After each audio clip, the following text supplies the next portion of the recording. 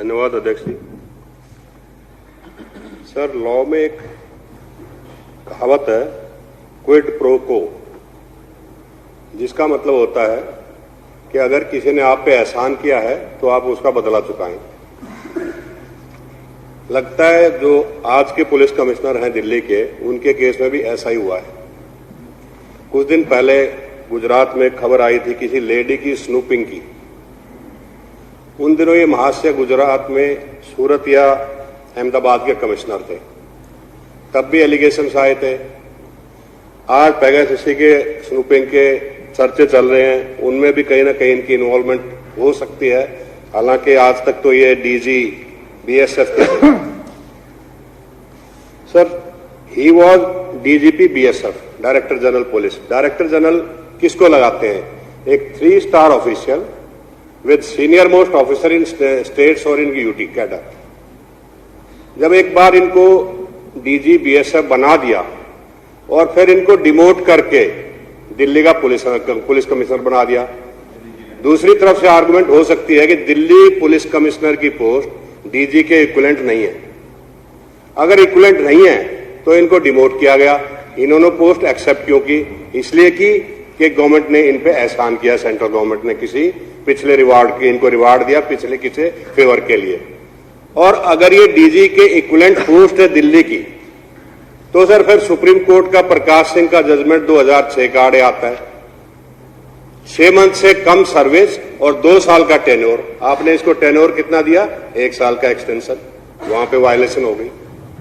तो ये अपॉइंटमेंट अपने आप में सुप्रीम कोर्ट का जजमेंट हो या पुलिस कमिश्नर दिल्ली की पोस्ट और डीजी की पोस्ट का कंपैरिजन हो, एक इलीगल, आर्बिट्रेरी और एक against the interest of the UT cadres officials के है। एक ऐसा आदमी जिसका पूरा कैरियर डाउट्स में रहा हो, ड्यूबियस रहा हो, कंट्रोवर्शियल रहा हो, उस आदमी को आप कैपिटल में जो कमिश्नर बना देते हैं। सर, लॉ में फंडामेंटल राइट है एक हर आदमी का कि फेयर इन्वेस्टिगेशन और फेयर ट्रायल। जिस आदमी का इतना कंट्रोवर्शियल कैरियर आज तक रहा हो, being a police head of the state, क्या उससे आप एक्सपेक्ट करेंगे कि एक फेयर इन्वेस्टिगेशन होगी केसेस में? अभी कुछ मेंबर्स ने कहा कि पिछले 2015 में एक पुलिस कमिश्नर आए थे बस्सी जी, उन्होंने कसम खा रखी थी अगर किसी के खिलाफ झूठी भी कंप्लेंट आई है सबसे पहले एफआईआर करो। कम से कम 15 मुकदमों में सर मैं रिप्रेजेंट कर चुका हूं अपने एमएलए भाई को, और कोर्ट ने क्या किया? मोस्टली में डिस्चार्ज किया। सीएम साहब के 7-8 केस थे जिनमें उनको डिस्चार्ज कर दिया। आज के दिन उनके खिलाफ कोई ऐसा केस पेंडिंग नहीं है। तो जिस तरीके से इनको लाया गया है, आगे क्या होगा? अगर किसी एमएलए ने किसी वैलिड एजिटेशन में भी हिस्सा ले लिया तो अगले दिन उसके खिलाफ एफआईआर हो जाएगी। किसी ने किसी प्रोसेस को लीड किया तो फिर कहेंगे पब्लिक सर्वेंट के साथ ड्यूटीज में इंटरफेयर कर दिया, उनके खिलाफ फिर एफआईआर हो जाएगी। पर्पज है आम आदमी पार्टी की सरकार मंत्रियों को हरेस करना, ताकि जो डेवलपमेंट वर्क आज चल रहा है किसी न किसी तरीके से एनसीटी एक्ट को अमेंड कर दो, दिल्ली पुलिस का कमिश्नर ऐसा ले आओ जो काम ही ना होने दे, एमएलएज को डराने की कोशिश करे, अधिकारियों को डराए, मिनिस्टर्स को दबाए। तो सारी बात वहीं पे आ जाती है कि जो हमारे दूसरी साइड में भाई लोग बैठे हुए वो बताएंगे कि ये किस कैटेगरी में फॉल करते हैं, ये डीजी हैं या इनको डिमोट करके आईजी की पोस्ट पे ला दिया गया है पर्पजली।